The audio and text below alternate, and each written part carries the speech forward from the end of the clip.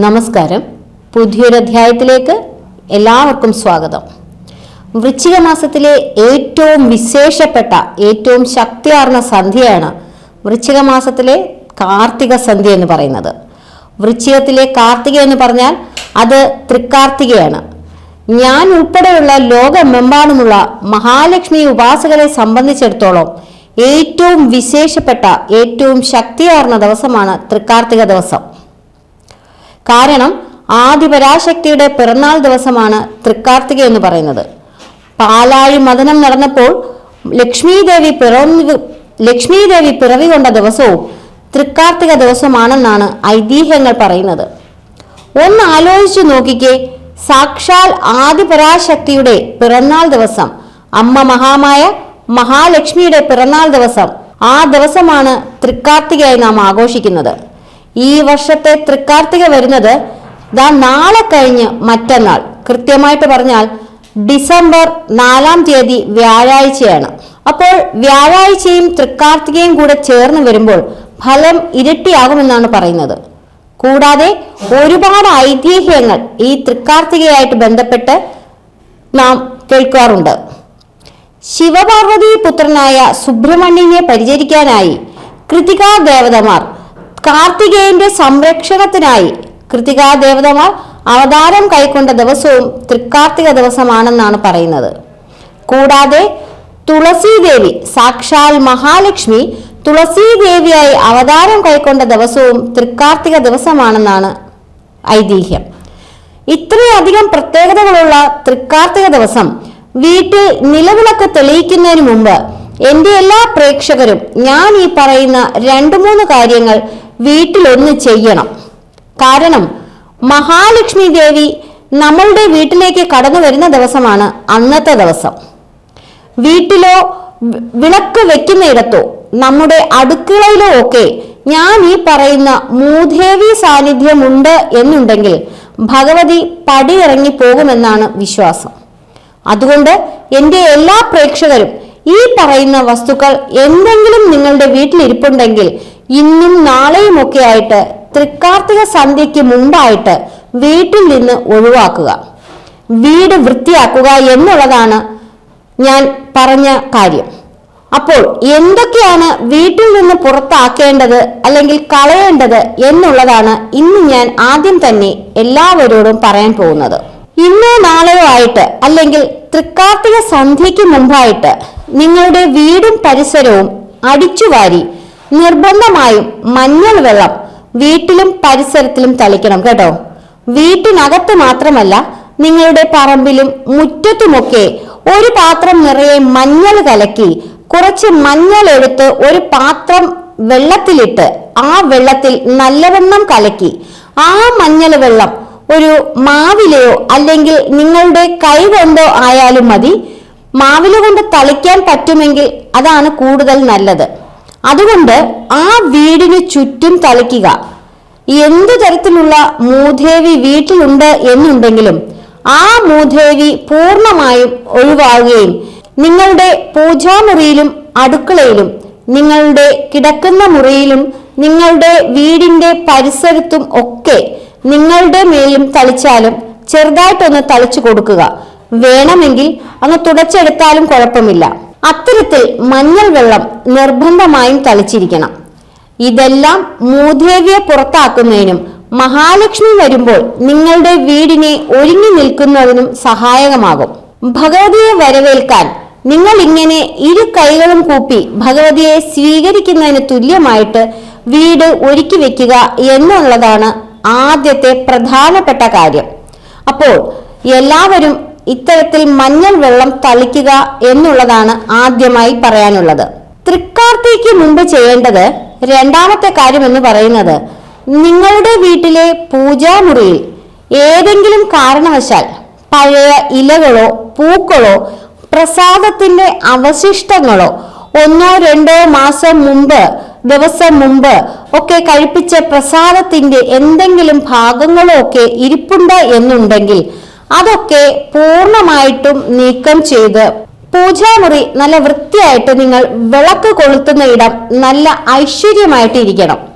പഴയ കരി പിടിച്ച തുണി അല്ലെങ്കിൽ ഒരുപാട് നമ്മുടെ എന്താ പറയാ അഗർബത്തിയൊക്കെ കത്തിച്ചിട്ട് ചന്ദനത്തിരിയൊക്കെ കത്തിച്ചിട്ട് അതിന്റെ ആ പൊടിയൊക്കെ വീണ് കിടക്കുകയാണെങ്കിൽ അതൊക്കെ തുടച്ച് അവിടെ ഇരിക്കുന്ന ദേവചിത്രങ്ങളൊക്കെ ഒന്ന് തുടച്ച് പൊടിയില്ലാതെ ഏറ്റവും മനോഹരമായി വെക്കുക അതാണ് രണ്ടാമത്തെ കാര്യം എന്ന് പറയുന്നത്. മൂന്നാമത്തെ കാര്യവും ഏറ്റവും പ്രധാനപ്പെട്ട ഒരു കാര്യമാണ് നിങ്ങളോട് പറയാനുള്ളത്.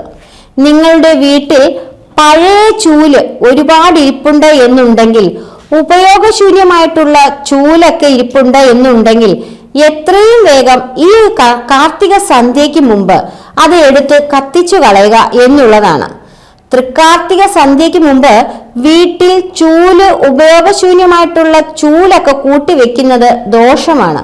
അത് മൂദേവിയെ വിളിച്ചു വരുത്തുകയാണ് ചെയ്യുന്നത്. അതുകൊണ്ട് മഹാലക്ഷ്മി ദേവിയുടെ അനുഗ്രഹം കിട്ടാനുള്ള സാധ്യതയില്ല. പഴയ ചൂലുകൾ അത്തരത്തിൽ ഇരിപ്പുണ്ട് എങ്കിൽ ഉടനെ എടുത്തു മാറ്റുക തന്നെ ചെയ്യണം കേട്ടോ. അതുപോലെ നിങ്ങളുടെ വീട്ടിൽ മുറം ഇരിപ്പുണ്ട് എന്നുണ്ടെങ്കിൽ, മുറം എന്ന് പറയുന്നത് നമ്മൾ പലപ്പോഴും മഹാലക്ഷ്മി ദേവിയായിട്ട് ചേർത്ത് പറയുന്ന ഒരു വസ്തുവാണ്. നിങ്ങളുടെ വീട്ടിൽ മുറമുണ്ട് എന്നുണ്ടെങ്കിൽ ആ മുറമെടുത്ത് അതിന്റെ ഇരുവശവും തുടച്ച് വൃത്തിയാക്കി അടുക്കളയിൽ വെക്കുക, അല്ലെങ്കിൽ അത് വെക്കുന്ന ഇടത്ത് വെക്കുക എന്നുള്ളതാണ് മറ്റൊരു പ്രധാനപ്പെട്ട കാര്യം. മുറം പൊടി പിടിച്ചിരിക്കുന്നത് മൂദേവിയെ വിളിച്ച് വരുത്തുന്നതിന് തുല്യമാണ്. അപ്പോൾ നിങ്ങളുടെ ആരുടെയെങ്കിലും വീട്ടിൽ മുറം പൊടി പിടിച്ചിരിപ്പുണ്ടെങ്കിൽ തൃക്കാർത്തിക സന്ധ്യയ്ക്ക് മുമ്പ് അത് തുടച്ച് വൃത്തിയാക്കുക. ഇത് പ്രത്യേകം ശ്രദ്ധിക്കേണ്ട ഒരു കാര്യം തന്നെയാണ്. അതുപോലെ തന്നെയാണ് നിങ്ങളുടെ വീട്ടിലെ അരിപ്പാത്രം, മഞ്ഞൾ പാത്രം, ഉപ്പ് ഇട്ട് വെക്കുന്ന പാത്രം, ഇതൊക്കെ തുടച്ച് വൃത്തിയാക്കി വെക്കുക. ഇതിന്റെ അടപ്പൊക്കെ പൊട്ടിയതാണെന്നുണ്ടെങ്കിൽ അതൊക്കെ മാറ്റി പുതിയൊരു പാത്രത്തിലേക്ക് ഇതെല്ലാം മാറ്റി വൃത്തിയായി സൂക്ഷിക്കേണ്ടതാണ്. അതുപോലെ തന്നെ തൃക്കാർത്തിക ദിവസം സന്ധ്യയ്ക്കോ അല്ലെങ്കിൽ അന്ന് പകലോ ഒരു കാരണവശാലും പഴകിയ ഭക്ഷണങ്ങൾ ചൂടാക്കി കഴിക്കരുത് കേട്ടോ. പഴകിയ ഭക്ഷണങ്ങൾ കഴിക്കുന്നത് അതീവ ദോഷകരമാണ്. കാരണം പഴകിയ ഭക്ഷണങ്ങൾ വീട്ടിലിരിക്കുന്നത്, അത് പാചകം ചെയ്യുന്നതൊക്കെ മഹാലക്ഷ്മിക്ക് വിരുദ്ധമായിട്ടുള്ള കാരണങ്ങളാണ്. അതുകൊണ്ട് ഫ്രിഡ്ജിലൊക്കെ കുറെ ദിവസങ്ങളായിട്ട് കൂട്ടി വെച്ചിരിക്കുന്ന ഭക്ഷണമൊക്കെ ഉണ്ടെങ്കിൽ ആ തൃക്കാർത്തിക സന്ധ്യയ്ക്ക് മുമ്പായി അതെല്ലാം എടുത്ത് ഉപയോഗിക്കാതിരിക്കാൻ ശ്രദ്ധിക്കുക എന്നുകൂടി ഒരു എളിയ അപേക്ഷയുണ്ട് കേട്ടോ. അത് പ്രത്യേകം ശ്രദ്ധിക്കേണ്ട ഒരു കാര്യം തന്നെയാണ്. ഒരു കാര്യം കൂടി അതുപോലെ ചെയ്യണം. മറ്റൊരു പ്രധാനപ്പെട്ട കാര്യം, നിങ്ങളുടെ വീടിന്റെ മുൻഭാഗത്ത്, പ്രത്യേകിച്ചും വീടിന്റെ പ്രധാന വാതിലിനോട് ചേർന്ന് എവിടെയെങ്കിലും എന്തെങ്കിലും മാറാലയോ ചിലന്തി വലയോ ഒക്കെ പിടിച്ചിരിപ്പുണ്ടെങ്കിൽ ഒന്ന് പ്രത്യേകം നോക്കണം. അതെല്ലാം തുടച്ച് വൃത്തിയാക്കി വെക്കേണ്ടതാണ്. മഹാലക്ഷ്മി പടിയിറങ്ങുമെന്നാണ് ഇതിൽ നിന്നും മനസ്സിലാക്കേണ്ടത്. മാറാലയെല്ലാം അടിച്ച് വൃത്തിയാക്കി വീടിന്റെ മുൻഭാഗം തൂത്ത് തളിച്ച് മഞ്ഞൾ വെള്ളം പ്രത്യേകം ശ്രദ്ധിക്കേണ്ടതാണ്. മഞ്ഞൾ വെള്ളം തളിച്ചിടണം എന്നുള്ളതാണ്.